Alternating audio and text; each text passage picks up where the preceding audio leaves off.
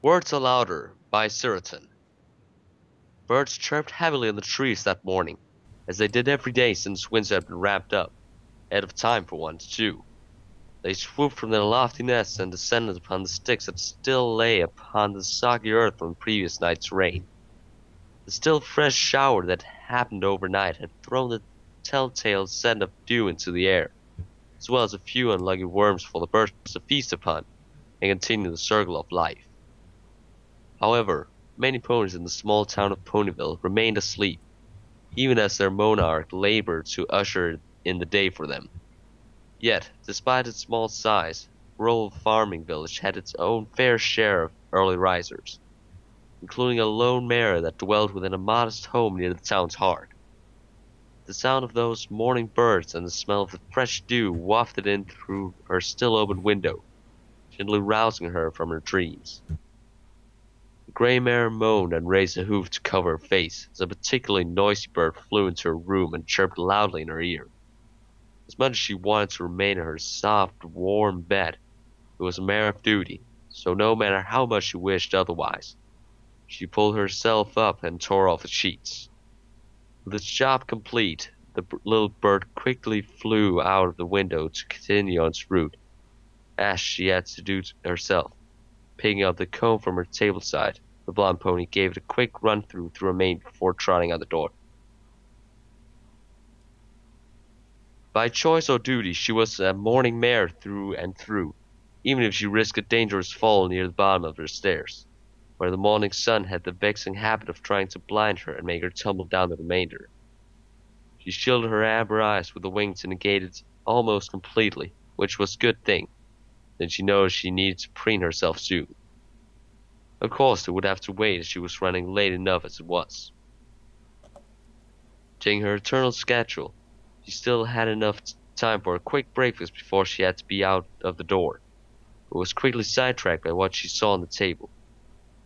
It was a book she had left out the night before, Journey to the Center of the Earth, written by none other than the remarkable Burning Jewels, who lived over 100 years ago and spoke of marvels yet to be realized. She smiled at her own expense. How could she have left such a classic out in the open like that? Quickly gathering it in her mouth, the Pegasus mare took flight and quickly glided into her admittedly small private library. She would have to remedy that situation soon, hopefully today, if her plan would permit it. Ponyville did not have a very big bookstore, and what it did have was generic fiction and romance novellas. Nothing she found palatable, at least. Of course, there was always the library, but she had become too nervous to venture near it ever since the new librarian took up residence. Got enough of my own problems. She quietly chided herself. There was still work to be done, and she was teetering dangerously close to being tardy. So, to remedy the situation, she made herself a quick bowl of hay-oats and trotted out the door. With a quick flourish of her wings, she scooped her blue mail pony's hat off the rack and bounded out of the door with a chipper smile on her face, and locked the door behind her. Sure, the town was safe from the likes of thieves. One could never be too careful. Of course, a career in the Royal Equestrian Postal Service was not the first choice she would have chosen as a filly, but it required very little talking nor any special training other than a small crash course on postal codes and ethics, like not tampering or opening other ponies' mail. Truth be told, it was a menial work that was beneath her. No pony would ever believe that, so she kept her grievances to herself. Besides, she had grown accustomed and even partial towards her duties. With a quick flick of her wings, the grey mare flew up into the sky, the bubbles upon her flank gleaming along with the dew upon the emerald grass in the early morning light. There was nothing quite like the crisp air early in the morning to wake her up, even in the depths of winter when she ran the risk of frostbite. She could spend hours up in the open sky, stopping only to rest in the occasional cloud, if she were not so dedicated. She landed in front of the Ponyville post office, slowing her landing gait into a trot as she rounded the building to enter the back door. It was a small building, emblazoned with a symbol of the Royal Postal Service, a letter with a blue stamp bearing the royal seal. Yet, despite its size, they managed to get through the task of collecting, sorting, and distributing the mail every weekday sans mandatory holidays. The bell above her head dinged gently as she opened the door. Morning, Derpy! Chirped the newest member of the team. She was an earth pony who sported a lavender coat and a bubblegum pink mane that gracefully cascaded down her head and onto her shoulders. Upon her flank was the image of a speeding letter, hinting at her apparent love for the postal system and expedient delivery. Derpy smiled back and waved to the new pony.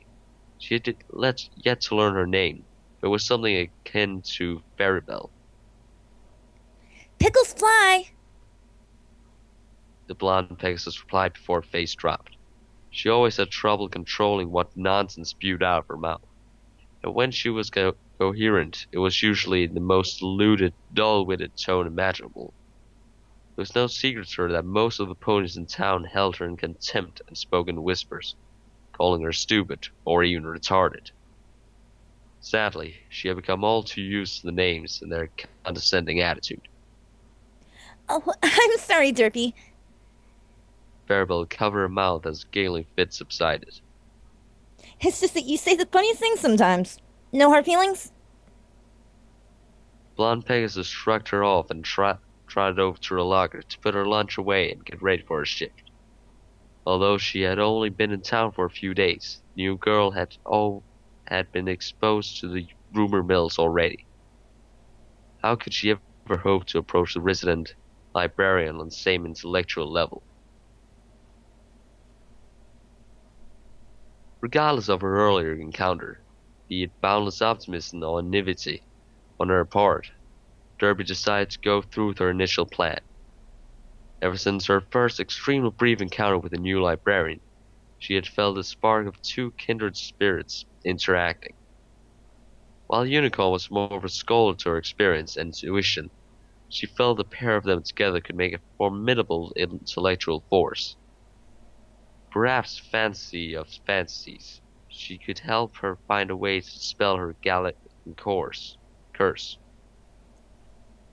Her saddlebags began to dig into her back as the mare went about her early morning route to collect the daily mail. Among the usual stacks of letters was a package from Bonbon to her mare friend Lyra Heartstrings. The smell of chocolate lingered in her muzzle from when she stuck her head in the mailbox to receive the package, making her stomach grumble in protest. Perhaps she could grab a muffin during her lunch break. However, as she trotted along her route, hunting butterflies began to flutter around in the depths of her stomach, cooling her hooves about her plan. It would be so easy to just accept her letters and say nothing. On Wednesdays, the librarian would almost always send out letters to Cancelot, possibly friends or family, since she had heard through the grapevine that she was native to the capital city. Eventually, the enigmatic library peeked out from between buildings and trees the closer she got, weaving in between throngs of ponies, mostly parents and foals heading to school. A couple of them greeted the blonde Pegasus, to which she would smile and raise a hoof in greeting. She liked foals, if only because they could not make fun of an adult, or did not understand what their parents called her. Yet. Derpy bit her lip as she slowly approached the giant tree that housed Ponyville's library within. Still amazed at her how big the tree was. Never mind that it could still live with it while being essentially hollow inside. Either a powerful unicorn enchanted the plant, or was the building turned into a tree. Regardless of circumstance, it was still quite an impressive sight, even if most did not give it a second glance as they passed. She raised her hoof tentatively to the door, since the library did not have a mailbox outside for her to open anonymously. Taking a deep breath, she knocked on the door in a pattern the librarian would recognize. At first she was a little nervous that she had not heard, or that she had no mail to send out the days, as it took her longer than usual to reply. Just a minute. The voice cried out some seconds after her knocks. Oh, hello. The Lavender opponent replied with a smile on her face after sticking her head out the door. Sorry about the delay, but Spike was being his usual unproductive self. She added while throwing a look of spite back inside to a point hidden by the doorframe. I haven't eaten yet, Twilight. What do you expect? Voice from beyond whined. Purple Unicorn shook her head and rolled her eyes as she sighed, clearly frustrated, doing her best to shrug it off. Boys. She remarked flatly before turning to grab some letters from his side table by the door. Derpy grabbed the letters from the unicorn's magical hold with her teeth and carefully tucked them into a sleeve in her mail bag. Her apprehension began to mount as she started to linger at the door. She had planned to run early for this, but the window was tight.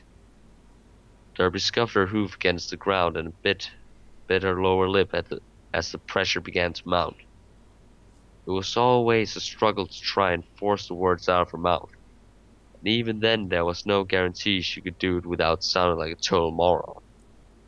Twilight, meanwhile, stepped back nervously, as it looked like the mailman was about to have some sort of attack. Are you okay? She asked with apprehension. Icicles like fish! She blurted out at random.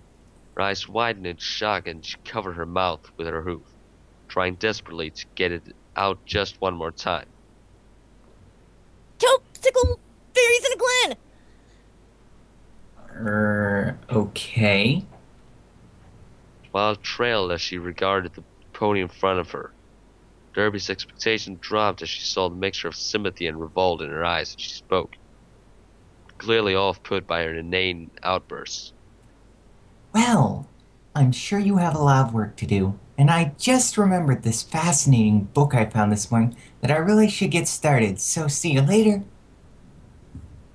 With a flick of her neck and wave of magic, the door slammed into her face as softly as it could, making the blonde mare's ears droop and head throb as she realized what had just occurred. If she did not hear or accept the rumors before, she sure did now after that disaster. Why was it that whenever she just wanted to talk to a pony, she could never do so on her own terms? It took all of Derpy's willpower to stop herself from crying right on the spot. Instead, she summoned all of her courage and trudged away from the library.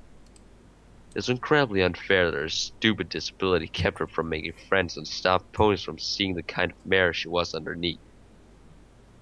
Every time I try to talk to others, even when I wish to only help, it always ends in disaster. Why am I cursed so? Regardless of her own demons, she reminded herself that she had a job to do. Neither rain, nor hail, nor dark of night could keep a mail pony from her appointed rounds, no matter how much she wanted to crawl under something and weep. Turbid paused outside the door into the post office and sighed. Despite trying her best to remain aloof, the disaster with Twilight had affected her and her daily routine. Looking at the clock tower in the nearby square, she could tell she was at least 5 minutes late, and her boss was an absolute stickler for punctuality. He once reduced the mare to tears on her first day for going down the wrong street and turning up a quarter hour late for sorting. So her hopes were not high for getting away. What would it hurt to pause for a few seconds to clean herself up? Derpy! The brown grizzled stallion chitted at the moment she stepped in the door. You're late, you confound featherbrain! Do you even understand the concept of being on time, you idiot? Now the sorters have 5 minutes and less to do their work, thanks to you! Kumquats. She muttered apologetically to her boss as she walked into the back room. He did have a point, even if he was not the most sensitive stallion around. dropped her bag off at the sorting tables and quickly deposited her uniform into her locker, so it would be an hour and a half until they were ready to deliver. Normally, she would take her own packed lunch and eat in the break room. However, she did not think she could suffer the slings and arrows of their condescending glares and exclusion of her from any conversation. Besides, there was only one thing that could get her through the day. She had neglected to pack one in her lunch.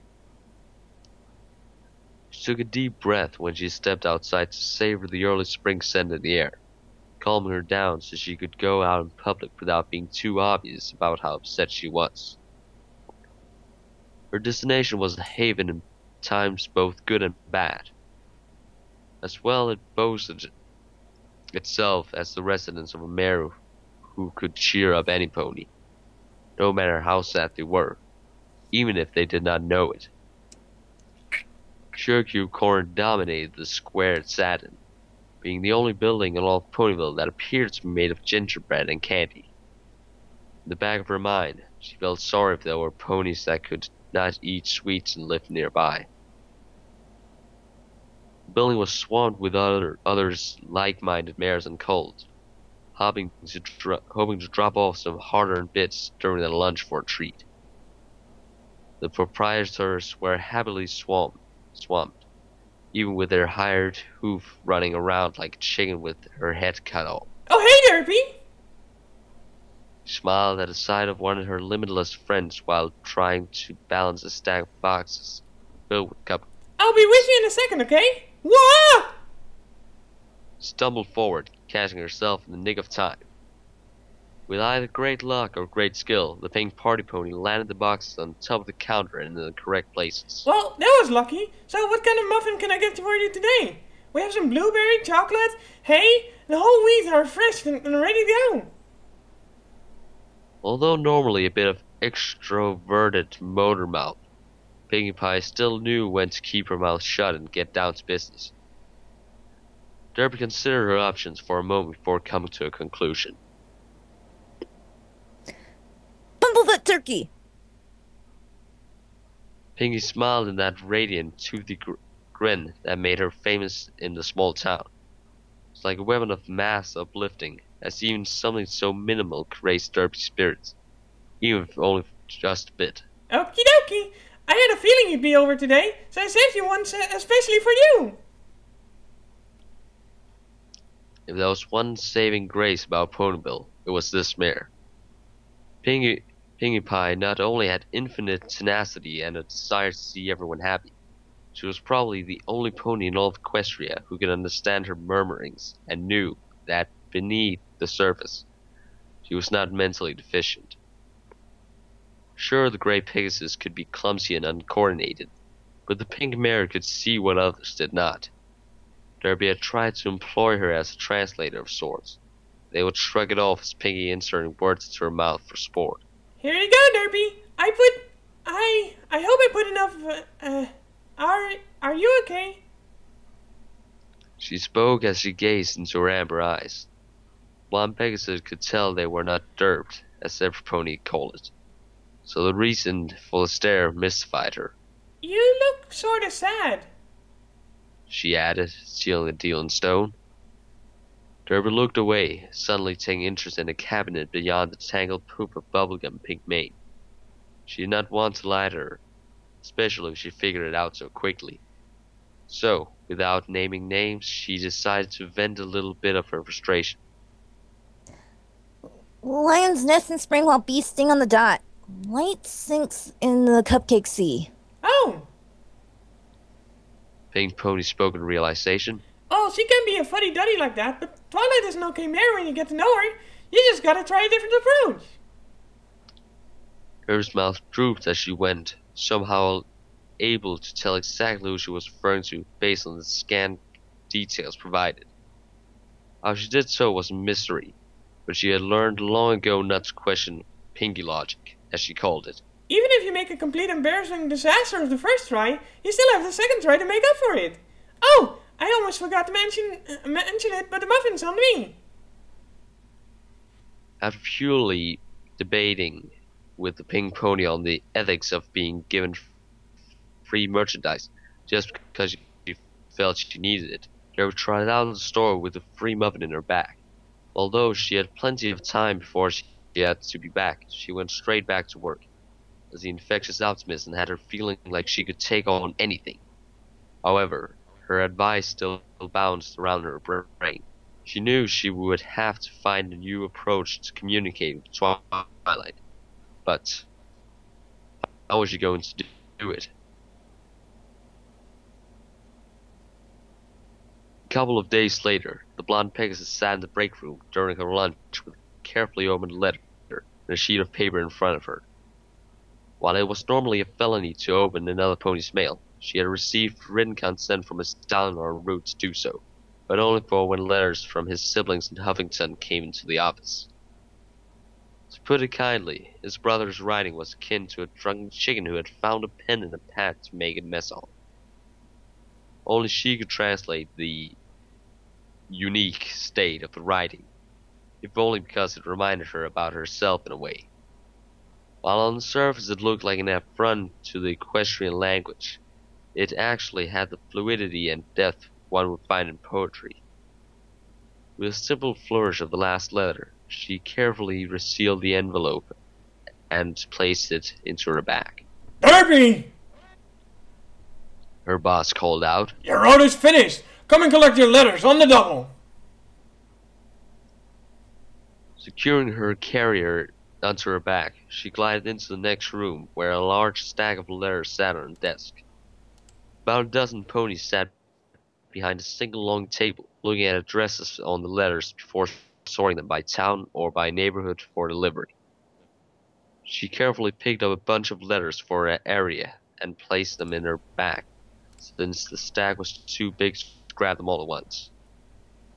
Weighed down by 2 full saddlebags of mail, flying was more difficult for her, even if it was the most efficient means of locomotion most of the time.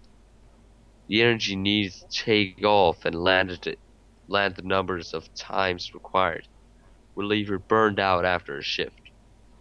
So, she usually handled the first few buildings on the ground. Then, when she was not weighed down so much, she would fly at the end of the route. Overall, it was a fairly normal afternoon, which thankfully did not include the library.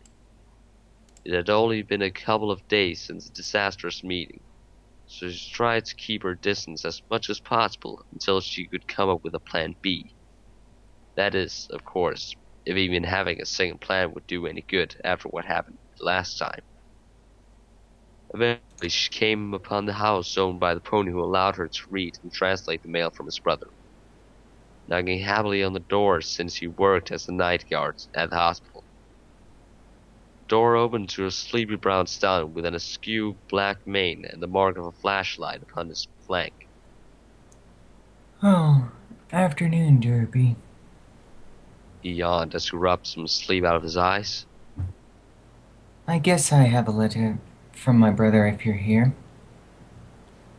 Fish paste. She replied before burying her muzzle into her back and pulled out a letter, complete with her translations. He smiled and grabbed the letter from her with her teeth,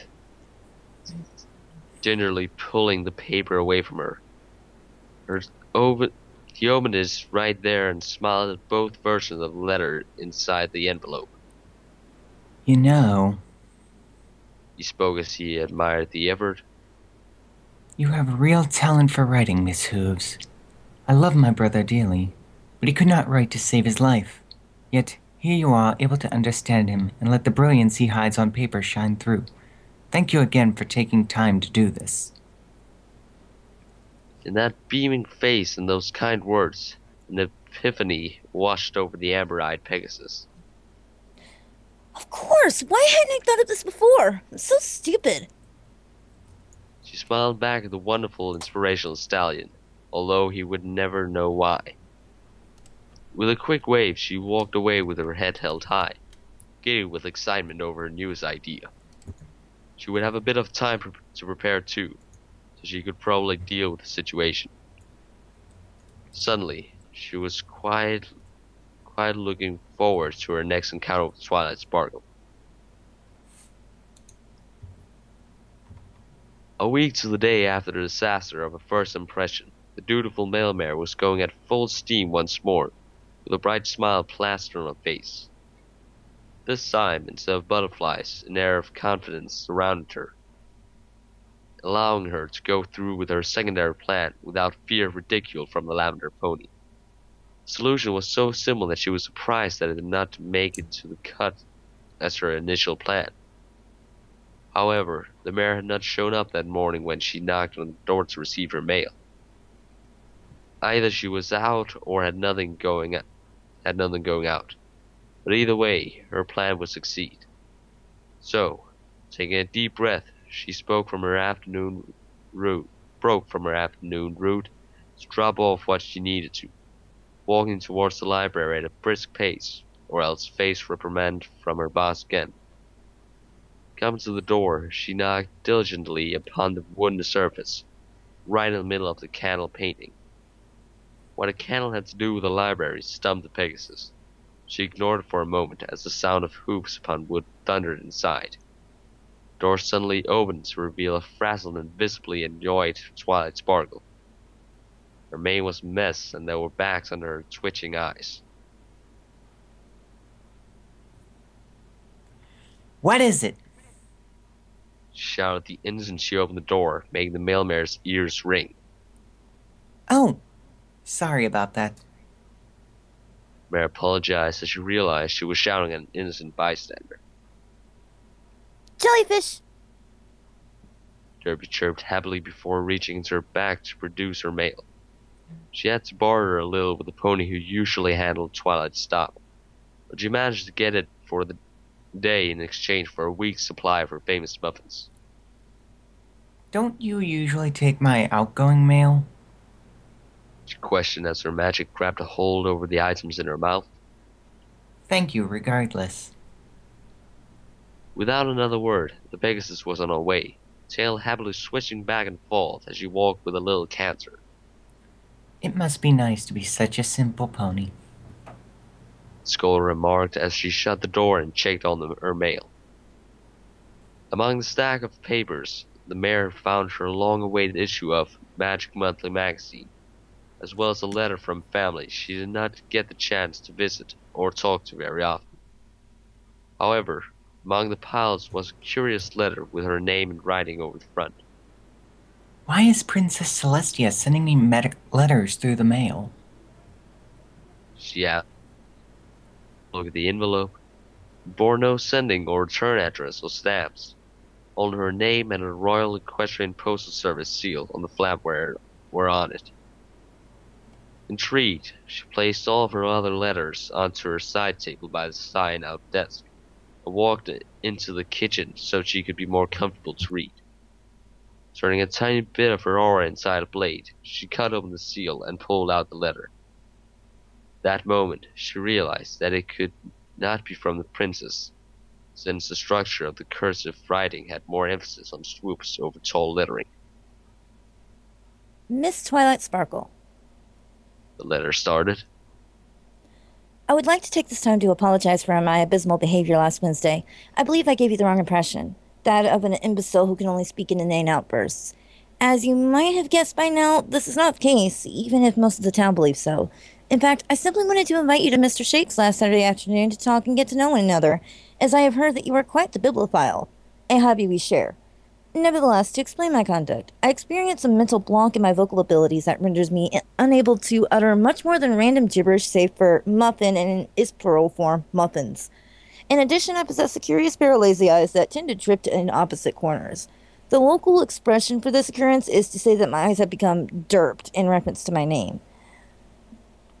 I have yearned for some time to converse with an intellectual equal such as yourself. However, communication may be an issue between us given the above. I realized that after our initial meeting last week and have sought a compromise. In short, should you wish to meet, you could talk to me normally and I could bring along a pad and pen in order to write my innermost thoughts. It's not something I would do with any pony, but I have grown to admire you in a platonic capacity. If you're interested, please intercept me on my route tomorrow or leave a visible token on your door.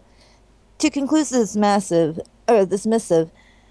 I would simply like to apologize for startling you, as you seemed to be when I first spoke. Please forgive me. Hoping to converse soon, Derpy Hooves. Twilight had to reread the letter for a couple of times to comprehend it. Not that it was difficult, because she could not bring herself to believe Derpy of all ponies had written it. From all she had heard and seen, she was not the smartest of ponies in town, to put it politely. So how could she write a letter as fluent, comprehensive, and articulate as this? Her mind quickly came to a logical conclusion. It was actually a more intelligent friend of hers who wrote the letter for her as a joke. Of course, there was a possibility that she was telling the truth, and that she was actually a lot smarter than she let on. She could see her right, and if it was exactly like the letter in composition and content, then she would give her the benefit of the doubt. For now, however, she had a meddlesome baby dragon to deal with, which she had forgotten by her sudden knock at the door. Hold it, mister. She spoke as she saw his tail in the crack of the door. You're still in trouble. That Saturday, there was a moderate, cooling breeze that rolled through town in the afternoon, which carried the crisp whispers of a winter past. It was the kind of day where wearing a scarf or boots would make a pony too hot, but going without would be too cold. Thankfully, having thick scales meant that difference in temperatures were simply a comfort issue. That is, if he was not immersed in freezing cold water while taking a nap. Speaking of his favorite pastime, Swan's engagement with the mailmare gave him the prime opportunity to squeeze one in, since no pony really came to the library anyway. So, the minute she left, he had found a nice place to curl up, near an open window and under a layer of blankets.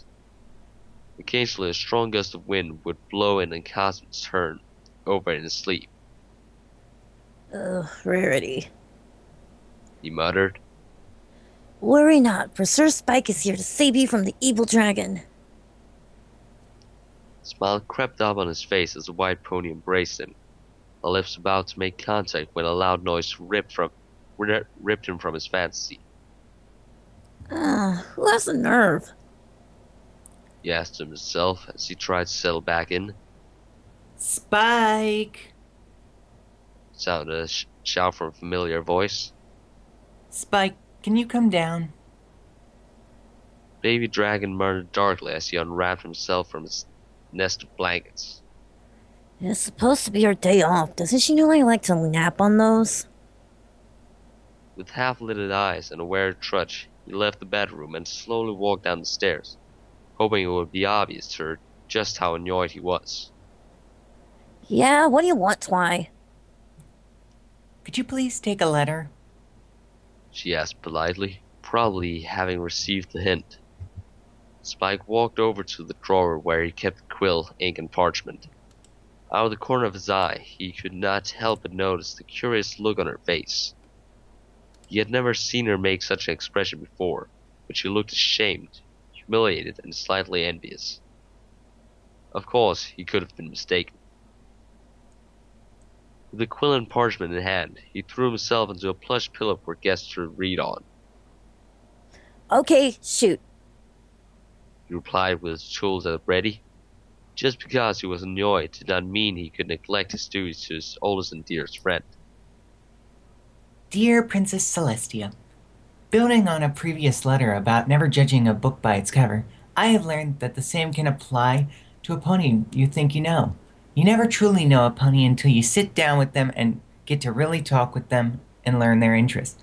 Sometimes you might be pleasantly surprised at what you find that they keep other ponies from seeing, or what others cannot see without it being pointed out to them.